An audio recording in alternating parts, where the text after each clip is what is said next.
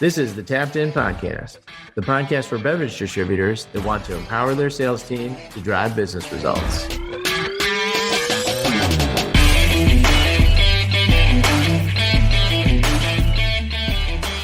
Mikey, you had an eventful night last night, didn't you?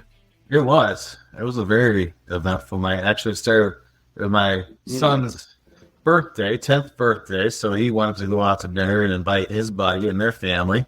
But we had some nasty weather rolling in, so we took the chance and went out anyways. And we had just got our food and got placed under tornado warning, and it was headed right to where we were. So we had to make a quick decision to stay and hunker down in a place of all glass, windows, no basement, or try to make it home. And we went the make it home route. And luckily we did. We made it home with a few minutes to spare before it hit. But thank God, because it tore up the town pretty bad. That's a mess. So bad that Casey, one of our clients, reached out and said, "Did y'all survive the storms okay?" Really? He's not bringing a lot of tornadoes. I know, for sure. You were talking earlier too. We had where you were saying that the National Weather Service pinged your phone and you were in a busy restaurant. That happened to me one other time. I was with my in-laws and Sarah. We were at an anniversary dinner for their anniversary. And I would raise my hand. I was like, check, we're getting the hell out of here. And Sarah was so pissed at me. And minutes later, the same thing happened. Tornado rolled in right behind where we were at. It was like, I don't need to be here anymore. We'll take the check. Give me a box. Let's go. Yeah. Yeah. We looked back at it and I actually apologized to my son. I said, man, I'm really sorry for ruining your birthday party, but we got to get the heck out of here. It wasn't but 6 minutes later when he was crying and hysterical. He thanked me for getting the heck out of there because we were driving away from the storm from where it was coming in. So we were definitely, although we were in a car, probably not the safest place, but we were getting out of harm's way. Good.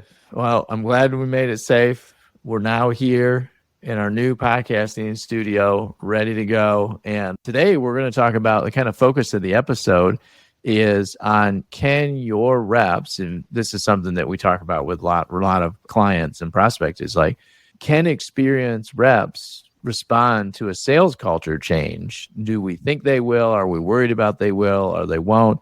And, for me, when we made the move to thinking about sales differently at VXP or at Atlas, when we were running Atlas, Mikey, it was always something that I felt really comfortable and confident that we could do because we had a bunch of seasoned veterans, right? I mean, I think our youngest rep had been doing it, 15 years by the time we made the transition?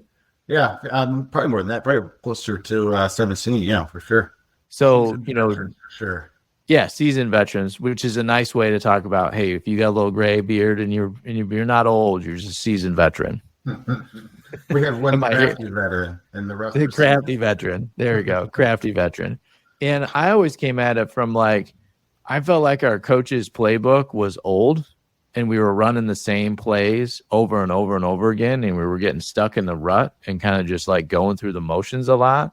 Did you ever feel like that too? Yeah, for sure. I mean, we both had the same feeling and it was just over and over the same things, kind of like Groundhog Day. What were you frustrated with the most thinking back to, 2018-19 when we made this change? My biggest challenge and frustration was with, it wasn't everybody, so it wasn't across the board, but there's a lot of, I need to tell you what to do in order to get you to There was a lot of taking ownership, thinking outside of the box, knowing the job that needed to get done, doing those functions, and then on top of that, being a little creative with it, right? So it was a lot of, all right, here's a list of things that aren't going to get done, and here is your point sheet for the month, and these are what you need to do, and then after that, what do you want to do about this? What do you think I should do about that? And that gets really old and frustrating.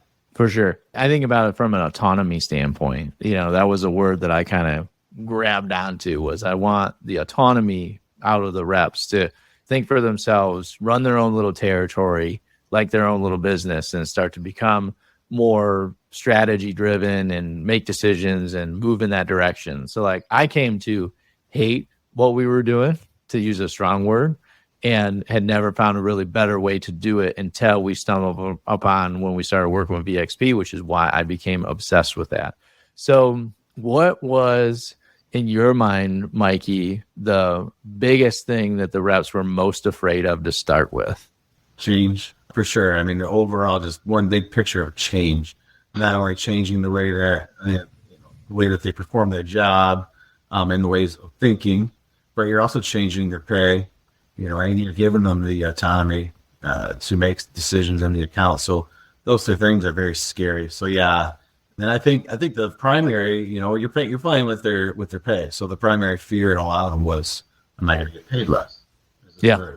Employee to take money out of my pocket, because the standard rep thinking of it's usually the company versus them instead of them and the company on one team. Yeah, for sure. That's standard for the course too. And, having somebody when you're kind of dialing in or managing or adjusting their pays or kind of, moving the needle around or adjusting the scales, everybody's going to freak out about that because it's just inherently, it's their livelihood. It's what they do. It's what they change. It's what they rely on. I get that. That makes total sense to me.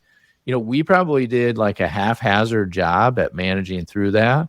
And I felt like even at a haphazardness, there was enough of like this leaning into like, hey, the business, and this is what we as beer distributors kind of get to lean into, is that we've got a lot of longevity with our employees and with our sales teams. And that we can kind of lean into like, hey, how many times when we made the changes, have they been bad for you? Like on balance, we usually do pretty good.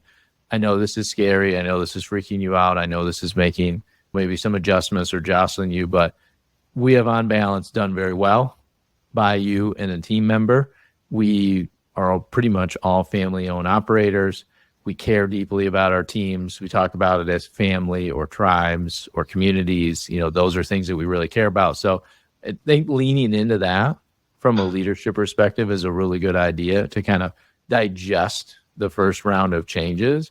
And then the proof has got to be in the pudding too, right? Like we have to actually deliver on the promises, but that gets you over the hump, an easier hump than what some maybe bigger companies or publicly traded companies that don't have that same kind of trust and authority with their team around like, hey, I actually have delivered or have followed through on stuff. Now, once you get through that, I think the challenge is from a rep perspective is, okay, I know the old rules of the road and the old rules of the game. And now I'm going to lay out and get a whole new rule book. And how do I manage a new rule book? And for me, sales reps are, and being one of them, like I understand this from being on the sales side of the game, is that we are inherently lazy. And that's just kind of who we are as sales folks. So that's one thing. And the second thing is that anybody who is in sales or has been in sales for a long time, they learn how to work their comp plan. And that is the mark of an incredible sales rep, particularly somebody who has longevity as a sales rep, is that they know exactly what it's going to take to hustle and work their comp plan. So not only is kind of like phase one is like, am I going to get paid less or more? But really phase two, more of the strategical side from the team's perspective is, how am I going to work this new comp plan? Like, how am I going to work the new rules of the road? And that was really like kind of the next phase and a little bit longer of a transition phase into the rep's mindset. So did you have any fun conversations in that realm with, we changed the rules of the road with the sales team? Because you really led the front end field discussion with the reps themselves. Yeah, for sure. I mean, it came back to the initial fear and then getting over that hump. And, like I said, taking a few months to get in there. And then now they have, all right, well, I have this whole new playbook. What am I going to do with it? I think it really boiled down to not having the same playbook, same rule book for every rep, right? They kind of had to find their own way, figure out their own path. And once you started seeing them do that and figuring out different ways, like you said, everybody knows how to game their comp plan to make the most available. And then once you started seeing people really get into the VXP model, start gaming that system in their own way, which that system is meant to be gamed. When you game it, the rep wins, the distributor wins, we all win because we're all making more money. So yeah, watching them just all evolve and come out with their own little course of action, their own little playbook, and watching how they were all very similar, but they're all very different at the same time as well. Yeah. if you can build something, whether you work with Mike or I or not, if you can build something that where they game it and it's positive for the organization, that is one of the most powerful things you can do, from like changing and moving the sales reps comp around and moving their behavior around, is how the actual hacking of their mind is actually lays right in line with what the organization needs to do from a profitability standpoint as well. And once you get through that, now you're kind of in this realm of like, okay, they're trying to understand how this works. So kind of the next phase is that you have to start to walk them through and rinse and repeat yourself over and over again. So a lot of studies have shown somewhere around 5 to 10 times, let's say the magic number is around 7 times, somebody needs to hear the same thing over and over again, different voices, different ways, different thought processes, to be able to actually grab it and listen to it. So the story that I always love to tell is around the Disney parking lot story. And because I was just there, this is kind of fun. If you go to Disney and you get picked up by one of the parking, what is it, kind of like the parking lot trains, might be the way that you call it. Like a tram or something? Yeah, and you actually get kind of driven because you parked your ass a ways away from the Disney main entrance, and you kind of got to ride the train, the little parking lot train into town or into the front area. Entrance, I think, is what those are called, right, Mikey? There we go. The entrance. The entrance to the park. When you get onto this little parking lot tram, the attendant who's driving the tram will tell you, welcome to Disney. They will tell you a name of the parking lot, usually connected with some kind of character, and a color connected with the same lot, and I think a lot number as well. So 3 things anchored. They want, and they do colors and they do lot. They do colors and characters because there's most likely for the kids to remember those over the parents. And then they have a whole little spiel where they walk you through the spiel and they tell you the same thing over and over again in different ways, roughly about seven times between the time you get picked up and the time you get dropped off. And the whole idea behind that is that if you think of the number of people that come to Disney, like how many people lose their cars is pretty high. And they're trying to limit that as much as possible. So I think you move into a realm of how do I continue to reinforce the change and bounce this change back and forth off of even my most seasoned people over and over and over, and finding new ways to do it and new engaging ways to do it. And you're doing it with stories. That's really, really important. Other fun thing about Disney too is that they will find your keys in the car. They go through the lot. So once they empty a lot and they fill up a lot, then the security people kind of walk through. The number of cars they find running is like incredible. Keys locked in it, cars running, keys is sitting on the dash or sitting in the car. So they'll swoop those up, put a little note on your card or on your car and say, hey, call security. We got your keys. We saw your car was running. You know, we've turned it off or whatnot. Or I don't think they break into a car, but we'll know your car is out of gas. So they'll come, they'll pick the lot for you. You just call that number, and then they give you just enough gas to go get to the gas station on Disney and, you know, charge $7 a gallon or whatever. Why not sell gas at Disney, right? Why not? I mean, they sell, you know, $40 nachos or whatever it is, sell some $12 gallons of gas along with. That's poorly stated, but whatever. You get the picture. Mikey, did you have anything from where you felt like we had to repeat ourselves, or any kind of stories that you would tell over and over again, or things you see telling over and over again with when we're on site, when we're doing visits with reps going through this transformation in real time? I think the biggest one to get through back at our operation and now is that, hey, it's okay to remove a product if it's not for you. You don't have to have everything in every account.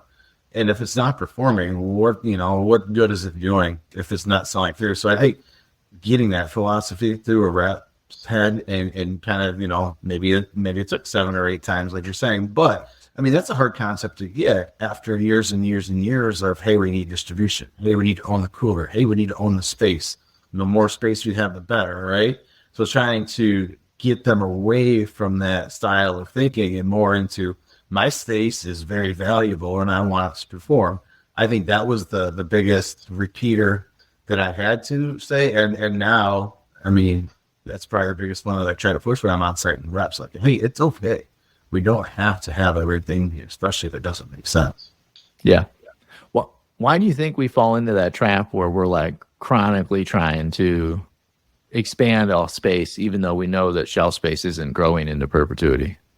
I think it's back to that old mindset. You can't beat it, delete it, right? So if it's not fair, competition wise, then they can't compete against you. So I think it's the old mindset of I need to own all of the space, and whatever cost that comes with, I don't care. But moving forward into the world that we are now, we do. Yeah. The cost, we have to cover our costs. We can't just keep dumping products in the stores to take up the space to keep competition out when we're coming back through 110, 180 days later, picking it back up. Yeah, the incremental, I always remember arguing around with my dad around the incremental cost of continue to do what we're doing is not worth the profit that it's driving. Like that, to gain or keep, better said, to kind of like keep that 3% of shelf space or 2% or whatever it is costing us so much money in rotation and out of dates and everything else. Like it's genuinely not driving profits to the bottom line. It's just creating activity, and we think that it's good, but it's not driving to the bottom line in one way, shape, or form. Yeah, it's a lot of that. The same thinking of, there were days when we had to, if Heineken was in the account, we had to have stuff. Or if there's the same account, we had to have that. But nobody ever took the time to look at the date on the Heineken that was in the account. Is it even selling? Has it been sitting there for 3+ years? And now I'm going to add my Stella to sit there for 180 days or whatever and then pick it up. So yeah, it's a mind shift for sure.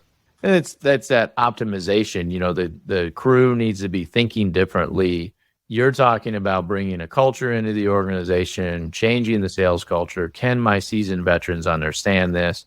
We're talking about some ways to actually manage through that and share this information with them back.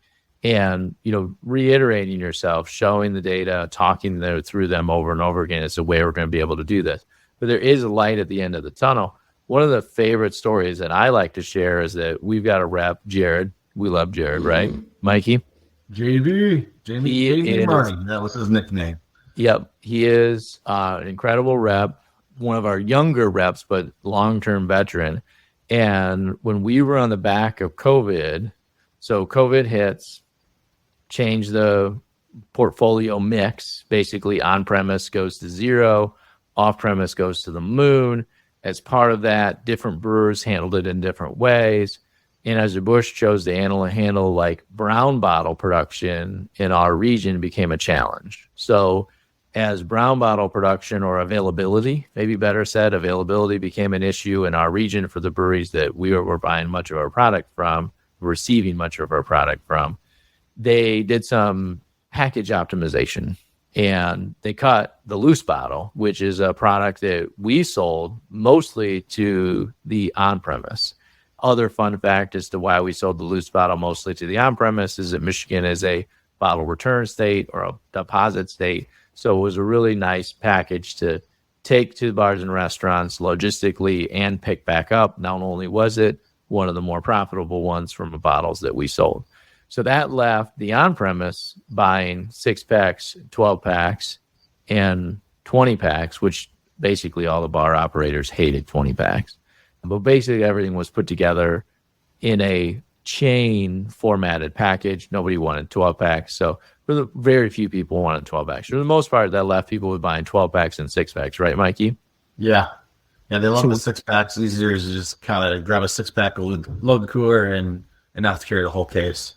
So we're standing around at a sales meeting, and we're talking about how we're going to roll out loose bottles again. And this was one of the projects that our sales team took on, was to migrate the market from 20-pack bottles into loose bottles because loose bottles were more profitable. It was a better organization for us and for the reps and for the drivers and for the retailers. So everybody was a winner at the end of the day.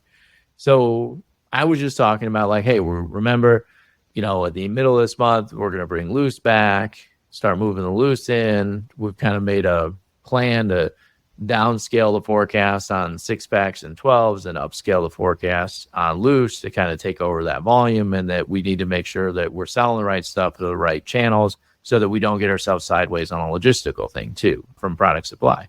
And Jared turns around, like he's sitting down, and he turns around and he says, hey, what are you going to charge for those? What are you going to price those loose bottles at? And I said, well, whatever they're recommended, because that's a lot of times, what we do is we just follow the kind of recommended. And he said, I don't think you should do that. And I said, what do you think? And he said, I bet you that you can charge less than a 12-pack and or a 6-pack and make more profit than what you do on a 12 and a 6-pack. And I can still sell it as a deal to the retailer because it's still a discount in cost, but we won't lose our butt on GP by bringing that package, because that margin is dilutive on a recommended price point on those 2 12s and those 4 6s. And I wandered down to Sandy's office, who's also Jared's mom. So I wandered down to Sandy's office because she's a pricing person, begrudgingly the pricing person too, right? By the way, it's because everybody got sick and tired of me screwing it up. So we walked down there and Jared tagged along, and I told her what Jared had said, and she said, well, let me look at it. And she did the math right there, and she was like, yeah, you can charge like 25 cents less. It was like a quarter less than the 12s and like 46 cents less than the 4 6s, and still make more money than both of those packages. And I turned around to Jared and I said, no shit. And poof, that's what we did. That's kind of like, I talk about this. I share this story with you today and with others because that's where you can get to.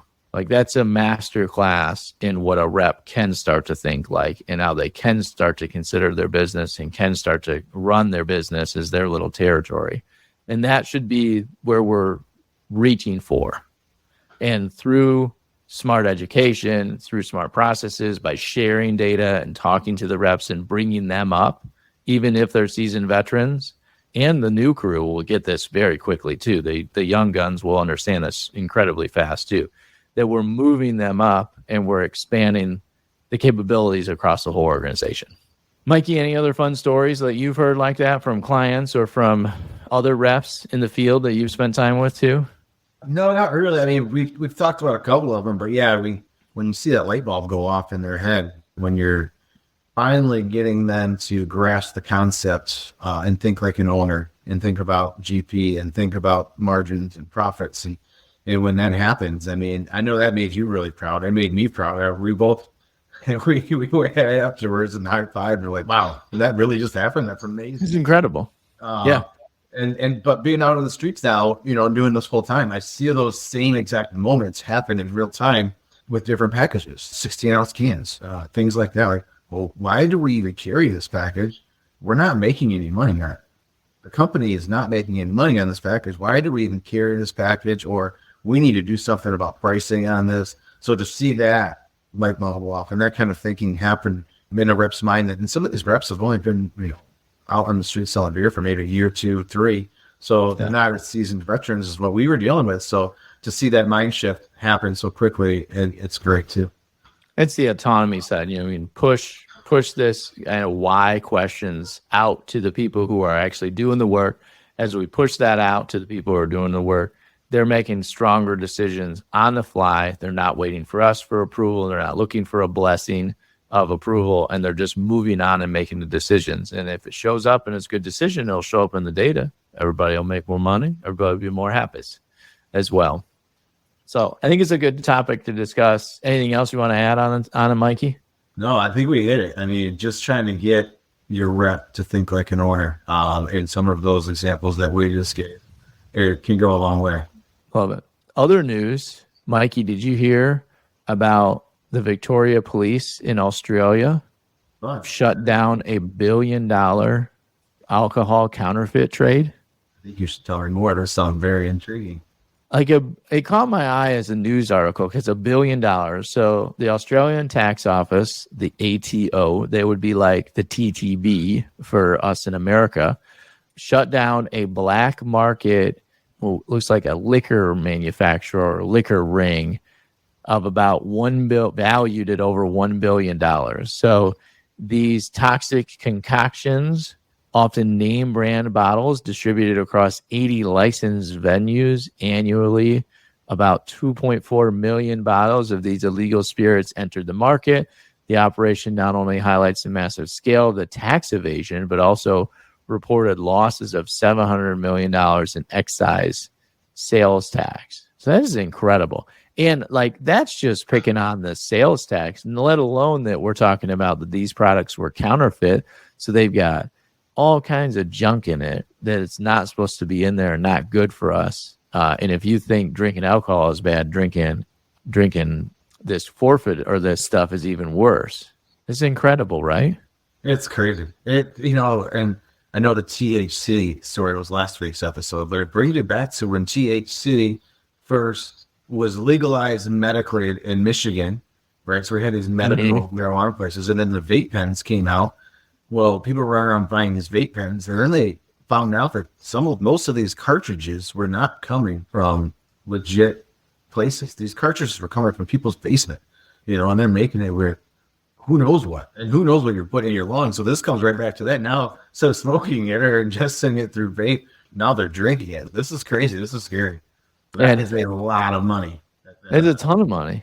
It's a ton of money. One of the reasons why stuff like this can happen too, and there's a little history lesson for maybe those reps that are out there listening in the world, is that the Australian market is very interesting. There's not territory integrity, so you don't have territory rights. You've got multiple people selling the same products to the same customers. So something like this is much easier to be caught. Like, if you sold this much product in America, like, somebody would catch this. Like, why are my sales trends down X amount of percent? Like, somebody would start asking questions and be like, where is all this alcohol coming from that's not supposed to be there? So that's one reason. The other side is that Australia is a big country. I think that you need a lot of space to be able to produce something like 2.4 million bottles. Like, that's no small arena of an operation either. So you need some space to be able to do that. So reasons why this is kind of an interesting story, something that we as beer distributors should be talking about to this kind of example to our, legislators, is that, our regulatory system and enforcement works. The TTB has a sophisticated process to manage all of this and to track all of this and marry it up with the state sales system as well too. Because we have territory integrity in 3-tier processes, us as a distributor network, like, we know this stuff is going on. I mean, we would catch things back and forth just from small retailers, like, where did this 40 cases of Bud show up? Or where did this or that? And it'd be things that retailers were moving product between 2 different locations that they own, which rightfully so, like, is illegal in the state of Michigan and is illegal in almost every state. But like, we would notice it right away, address it, and talk about it with the retailer and fix it. So like, this would never, I don't know how, like, you'd have to be so smooth at this to make this happen in America, or the system would have to be so complex, or you'd have to have a very big market where you weren't paying attention to a big portion of the territory from a sales rate. Like, this is incredibly difficult to pull off in the U.S. regulatory wise at this scale for sure. Maybe it's a challenge to somebody. Yeah, it makes you think. I mean, if we got this kind of press out into the U.S., I wonder what it would do for beer sales. Would we get a cut of that loss back that's going over to spirits? Yeah, because counterfeit alcohol. So like, counterfeit liquor is much cheaper to produce than counterfeit beer, because it takes so much longer to ferment and produce a beer than it does to distill down a spirit and to push it through. So, and to get it out and into the trade. So there's, simpler process, cost-effective process. The economics of it are just different than what it are for packaged beer as well. So crazy, even some of the stuff around like the capabilities that the beer network has in America around like recalls. I mean, we dealt with a couple recalls, and we pulled product off the shelf incredibly fast.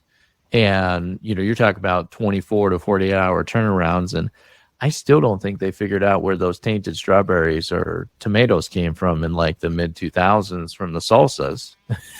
Yeah, or whatever that was. Oh. Well, that's crazy. We want to bring that to you. It's just an incredible number, $1 billion counterfeit ring in Australia. So thanks for tuning in this week. We appreciate you guys for listening. And here's to another episode. Cheers to y'all. Cheers.